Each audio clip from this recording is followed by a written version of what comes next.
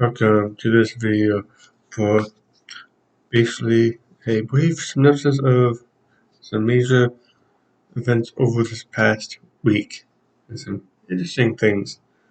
First off, I'm going to start off with Seth Rollins. He confirmed on Monday Night Raw that he did indeed injure his MCL and tore his meniscus. Apparently, his MCL only was a grade 2, so it was too serious, but it was not the worst it could have been. Uh, he, with the surgery, well, he's not having surgery. With surgery, he would definitely be missing WrestleMania because the minimum for that is like 3 to 4 months. Something he didn't mention in his promo. He's just going to he's going to try rehabbing it, but if that works, it will put him way well before WrestleMania. Well, maybe a couple weeks before WrestleMania. He's aiming for a month. May take a little bit longer than that, but he definitely wants to be ready before.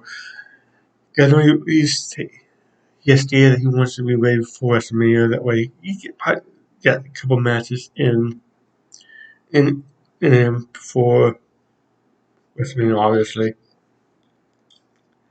Raw, Raw has been announced that Raw is going to be moving to Netflix in January 1st. This deal encompasses just more than this war.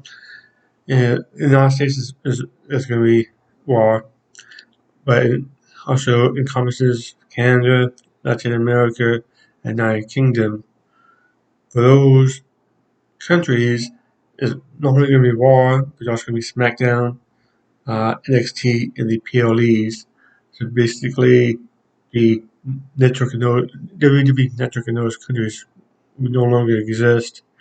And that's probably the reason why it's starting in January as opposed to October, because those deals end at the end of December. So they want Netflix wanted all of them to start one at the same time.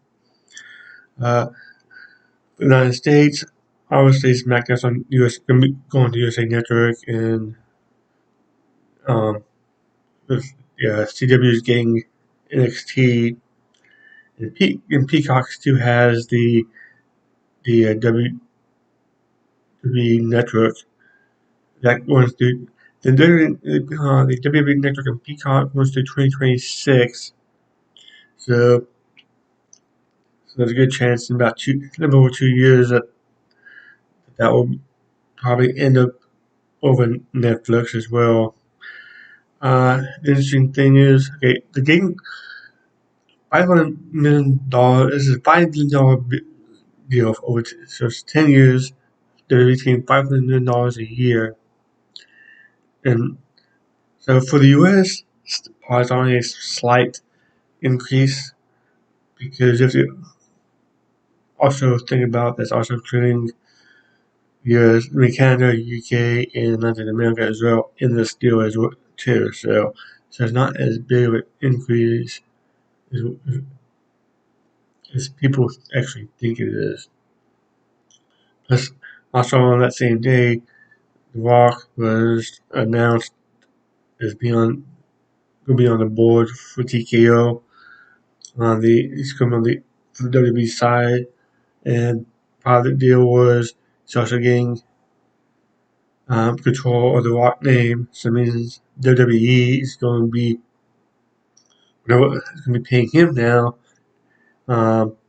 Whenever any merchandise and stuff that bears the Rock's name on it, as opposed to them making money off it. So, plus, people still call him the Rock mostly, so though he'll respond to Dwayne, I guess, but it's mostly the Rock. Dark Side of the Ring has announced that they're going to be their season debut is going to be March 5th. Some of the major episode stuff they're gonna be going like sensational Sherry, the Sandman, and Black Saturday.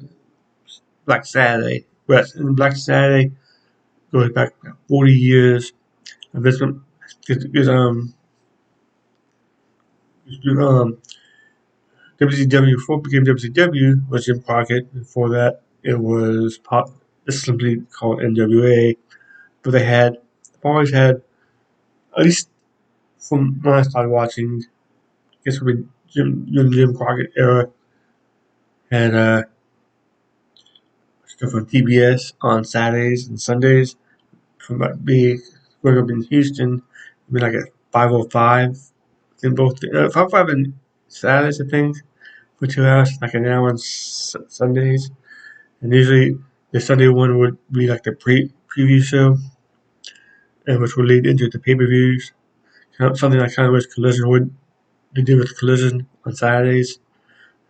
And so stuff just totally getting rid of the show. But WWE ended up buying that time slot. And the show started in the 70s, I believe, on Saturdays, and Vince decided to make his presence known to buy the time slot, and everyone they were expecting to see the NWA, Ric Flair, Harley Race. Instead, we got WWE, and didn't do well. So it's probably more than just that, but I'm sure because it didn't last that long, and I'm sure we'll go more into detail about that. But that's kind of the backstory on that. Uh, Kevin Patrick was was released on Thursday, I believe it was. There were rumors earlier, a couple days earlier, that he is that he was being taken off of the SmackDown commentary, but I don't think anyone had really confirmed it. Then when announced he got released, it was just kind of, I mean, on the commentary, he wasn't, for wrestling at least, he wasn't that great. I could have didn't rather. I mean, Bob used to think it could use him as a backstage role, which I think they have enough of right now. But they probably could use him for like the pre-show panel type stuff, like he was doing before he got on the commentary. Stuff. But yeah, he definitely wasn't really working out very well. He did a great job doing soccer. So overheard him the soccer commentary. He does a good job of that. I think that's because he's more comfortable calling soccer than he is wrestling though. That's the thing with part of the problem with part of the reason, not the problem. Turnbuckle Championship Wrestling is going to be relaunched in I guess in February. I think it's next month, February.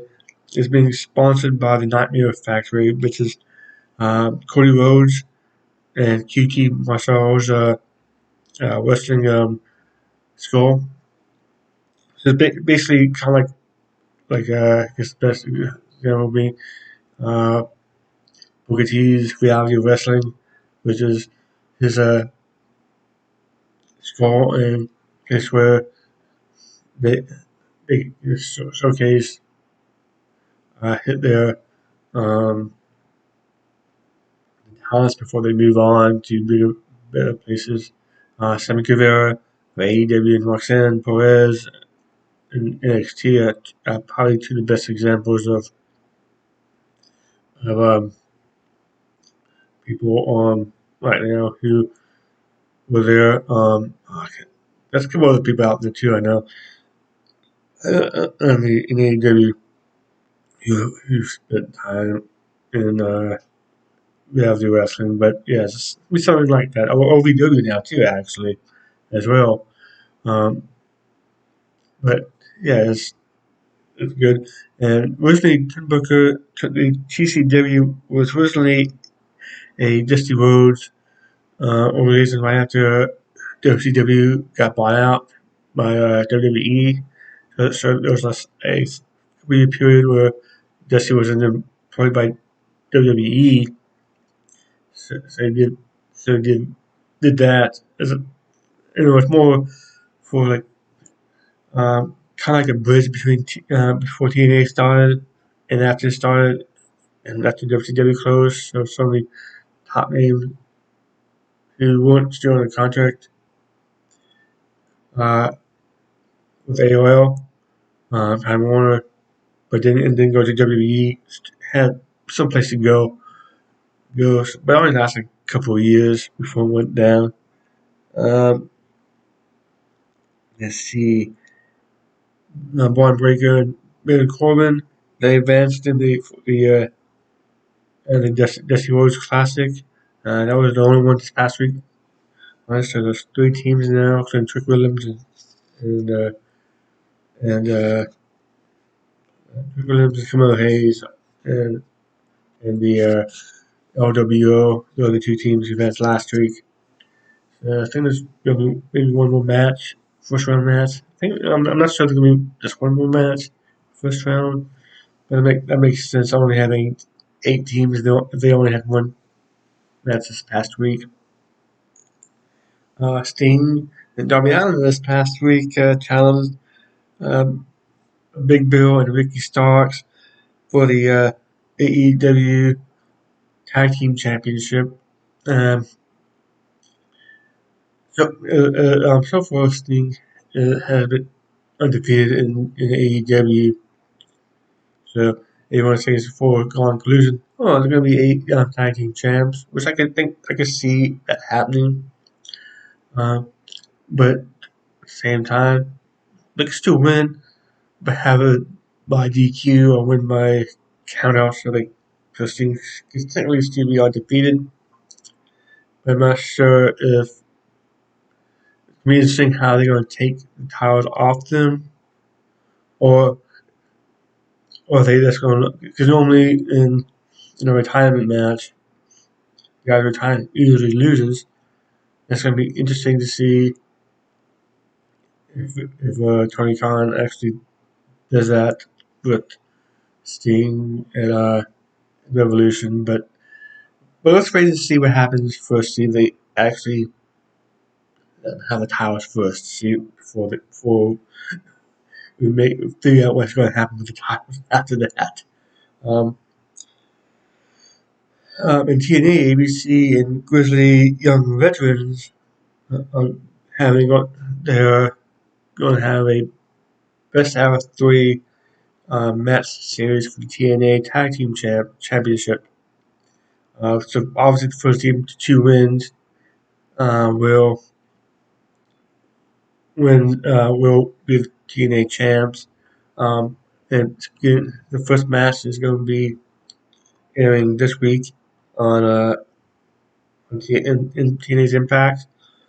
I know Young Vince has won a taking championship brand, maybe Pro Evolver, I think it was this past weekend. So, but I mean, it could go either way because it depends if the because Mickey James, when she was knockout champion, wasn't technically signed. It was a handshake type deal. So it's possible they might give it on them, but they don't have.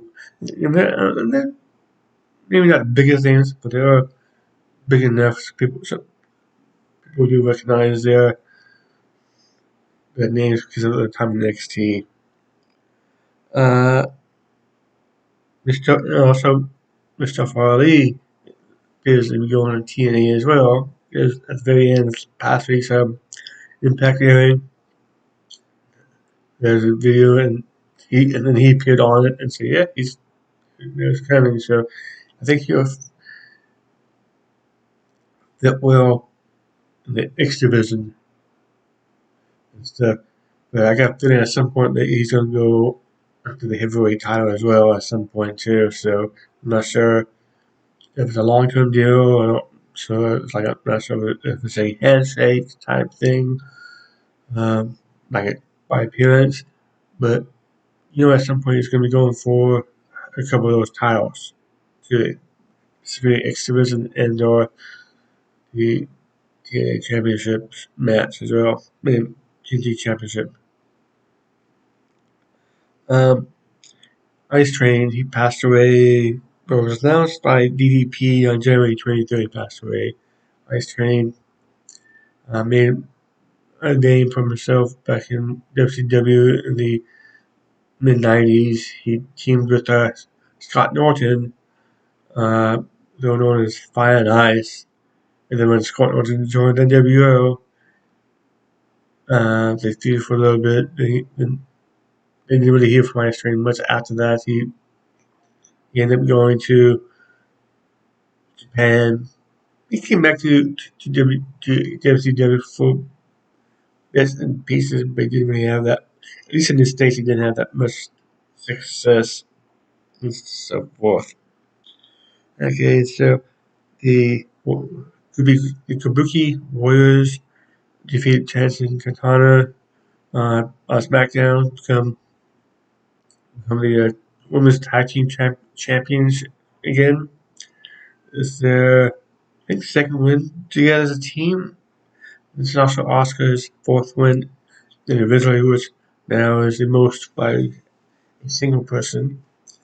I think, like I said, I think this is the second one, so that would tie them for with as a team, as for most champions as a team, with Alexa Bliss and Nikki Cross, um, Billy and Sasha Banks, and another team. Io Sky and Dakota Kai. Those are the ones I know that won at least twice. Twice as a team, that is. Okay, at Royal Rumble, Bailey and Cody Rhodes won the women's and men's Royal Rumbles. Um, if you watch my predictions, I mean, I kind of thought both of them would win, or maybe one or two people who would win. But I'm going to give myself 50-50 on this because I thought that if Cody won, I thought Becky was going to win. And I thought if Bailey won, CM Punk was going to win because of, like, obvious Cody's going to win. If Cody's going to win, he's going to go for Roman Reigns. But and he kind of said it at the scrum afterwards. And it's like, sort of like, okay, so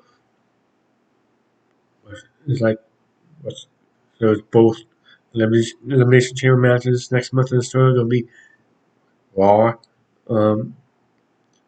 elimination chamber matches. One of them is going to be Raw, one going to be SmackDown. Which slightly they've been doing one women's, one men's, and Bailey did say she was going to. I think Bailey did say she was going to go after Rhea Ripley, but of course, there's the what's going on with what's we call it, the damage control, which I think might change the everything with that's going. So I do think it ended up being Io Sky facing Bailey at WrestleMania, which actually will be Bailey's first singles match ever at WrestleMania, because every other match has been in 2017 was like a fatal 5-way or 6-person match for the Raw title. She retained 18. She was in the women's battle royal. 19, she and Sasha Banks defended the women's tag team belts with the Iconics one in 2020. She was like in a triple threat match, I think it was. 21, for some reason, she was not on it. Well, as a competitor. In 2022, she was out with ACL. And last year, she was in that 6-woman tag match. So, yeah, this would be her first singles match. But I think they should keep it a singles match because he deserves to have a WrestleMania moment. So does Cody actually. I'm not sure as much if Cody's going to win or not. But it's like one of those wait and see type things. Uh, for the surprises, the women's Royal match, yet Naomi and Liv Morgan both returning. Naomi returning from almost 2 years gone, and Liv Morgan from injuries.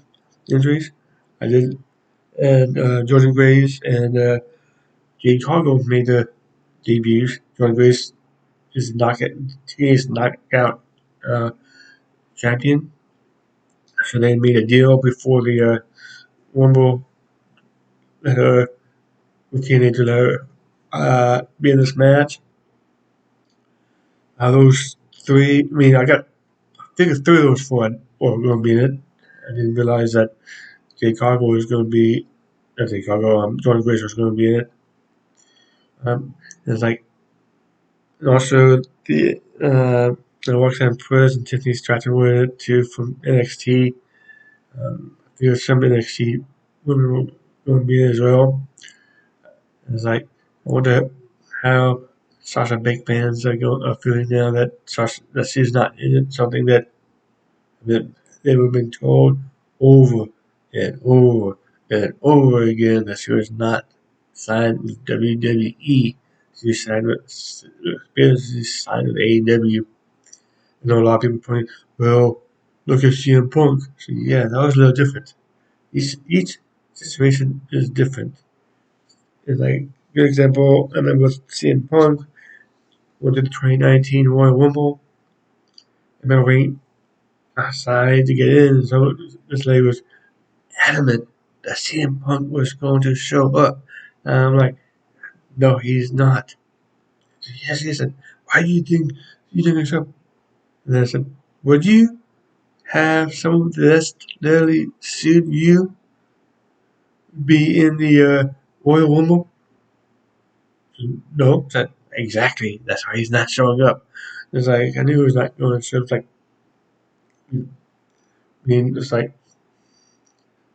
it's like I told them they were saying something to the effect that if I came here, had a better chance of showing up, but I know he's not. So who's Kenny Omega? It's like, exactly. It's like, yes, because I think we, at that point, there were someone like me knew who Kenny Omega was, but I think more people know who Kenny Omega is now since he's on the AEW, but yeah, it's like, I'm getting that off track. Sorry about that. Um, in the men's, Royal Rumble, Andrade returned, but from, there was only, I think Brock Lesnar was supposed to return, but which I'm going to get to in a minute here. But there were other things that stopped him from appearing. Good reasons too. Born Breaker and looks like Camille Hayes and Trick Williams all got also involved in the Royal Rumble, but Born Breaker looked good in it. So I think at least two of those three guys will be on the main roster right after WrestleMania. Just like I think Roxanne and Tiffany could be on the main roster after WrestleMania as well. There's a few other people down in NXT who could be on the main roster around WrestleMania. I think they're going to have the draft this year, probably closer to October when SmackDown goes starts on USA. And and I'm not sure where Raw is going to be for between October and January either. I forgot to mention that, but where we're going, but that way they also so that way they can be set up when they officially start on Netflix as well. Um, I know a lot of people was surprised, I was um, Ty Dillinger, aka Sean Spears in the show, because it would have been perfect spot for him.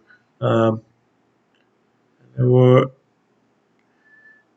I don't know, because, a lot of people would think that MGF, who who I believe a lot of people believe he's actually signed with AEW, but he's injured right now anyways, so he will not be able to pass the physical. And people think Okada, and Okada will be a little bit harder because his contract's up. His contract's not officially up until the end of the month. So there's that. Um, this past Friday on Rampage, Commander, he became the number one contender for the international title in a fatal four-way, and match ended up taking place on Collision against Owens Cassidy, which he ended up losing.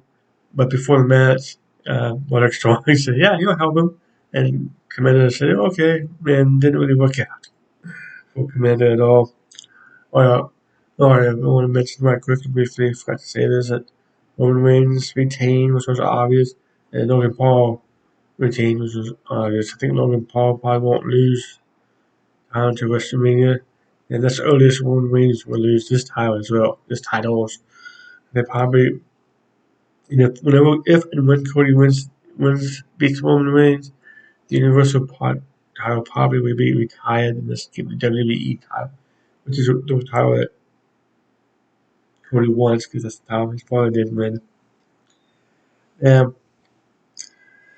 This is gonna be the biggest thing. Again, it's like normally I probably would have had the Netflix thing here, deal. That was the biggest thing outside the Royal Rumble, but this is actually a lot bigger. So the Netflix deal was announced on Tuesday.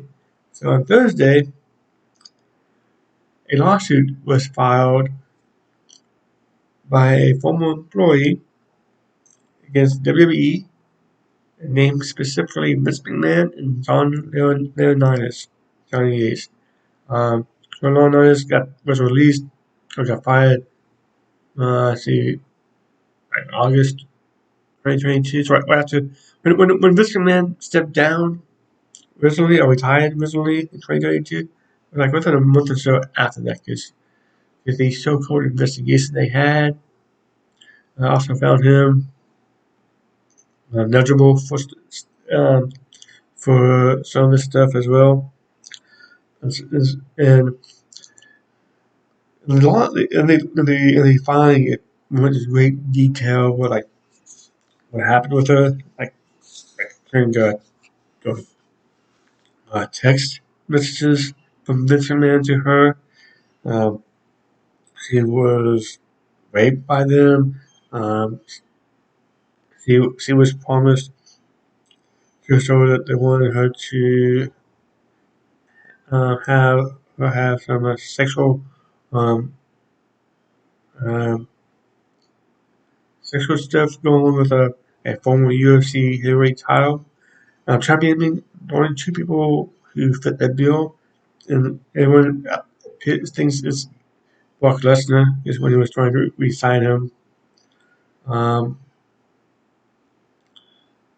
he goes into great detail. So, and and I think the timing is not coincidental. Someone made a comment which probably is actually partly true as well, that it's WrestleMania season, so more eyes on WWE at this time, which is true.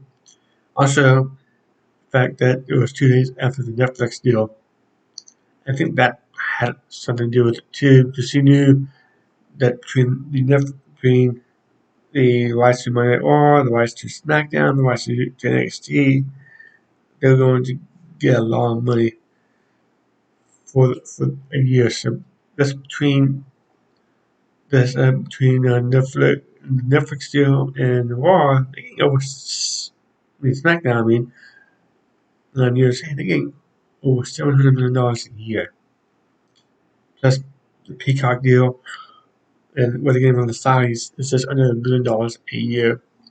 So you know they're not really playing for money. So that also I think played a part in it as well, because by the time and of course because of the rape allegations, you know that the fans are going to be be investigating this too. Um, and I think this is might have to do with what the feds were investigating last year too, because I remember hearing something about that as well. So, so they're probably already are investigating Vince and WWE on this. So on Friday afternoon, it came out that Slim Jim was temporarily suspending their deal with WWE and pulling out of the Royal Rumble deal, I mean, promoting the Royal Rumble.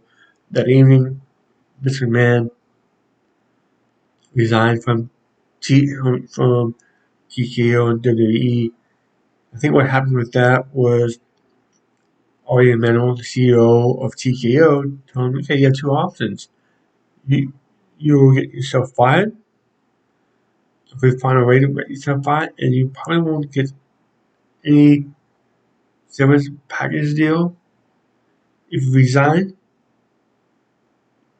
You hold your stock and all of this, and you should be making money, and he ended up resigning. And of course, he is denying it, except he has an NDA deal. So I don't know, I'm not sure exactly what was in the NDA, obviously, but usually if you're making someone sign an NDA, at least on something like this, you already are guilty of something. So you know he's going to get.